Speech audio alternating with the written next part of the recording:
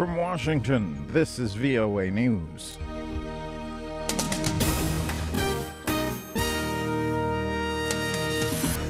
South Sudan's Kiir and Machar come to power-sharing agreement.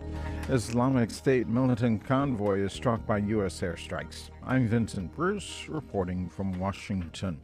South Sudan's President Salva Kiir and rebel leader Riek Machar have reached an agreement on a power-sharing formula. The reported deal would establish a national transitional government that would help steer the world's newest nation to elections. The earlier reports of the agreement would have Mr. Kiir as president and Machar as prime minister. Discussions are still ongoing about positions like a vice president and deputy vice presidents.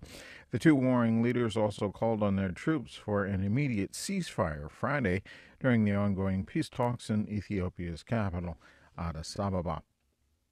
U.S. officials say U.S.-led airstrikes hit a convoy of Islamic State militants' vehicles near the Iraqi city of Mosul Saturday. The officials say the 10-vehicle convoy was moving near a gathering of Islamic State leaders. U.S. officials could not confirm whether Islamic State leader Abu Bakr al-Baghdadi was among the leaders thought to be at the meeting, or if any of the group's leaders were wounded or killed. For weeks, U.S.-led forces have carried out near daily airstrikes against Islamic State targets in Iraq. In Sudan, reports say an attacker with a knife killed two soldiers guarding a gate at the presidential palace in Khartoum before other troops shot him dead on Saturday. Press Secretary Ahmad Ahmed tells Reuters news service President Omar Hassan al-Bashir was not in the Republican palace at the time. According to Ahmed, a little while ago, quote, a little while ago someone attacked soldiers who guarded one of the gates of the palace, and they said soldiers shot him dead. This is VOA News. Americans Kenneth Bay and Matthew Todd Miller are on their way to the U.S. after being detained by North Korea.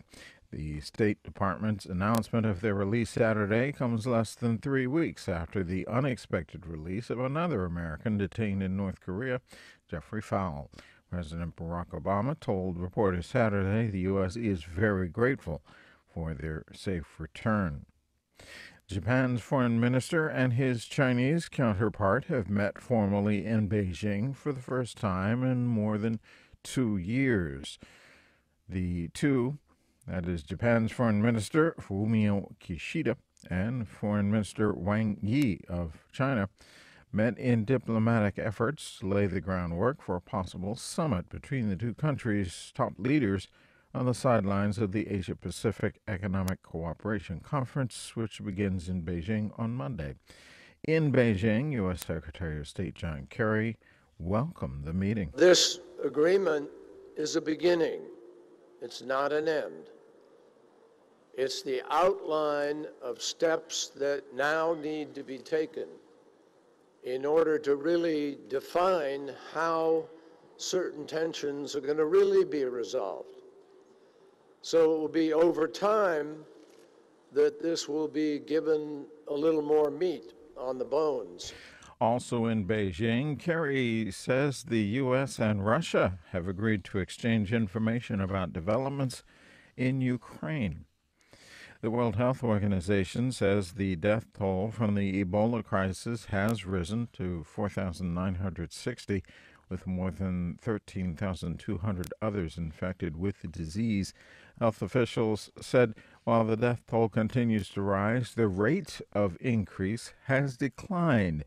U.S. Ambassador to Liberia, Deborah Malak, says while the rate of the increase for Ebola is declining, the international community cannot get overconfident. We are not yet on the true downward curve or close to zero. The nature of the epidemic is changing, and so we need to continue to be vigilant.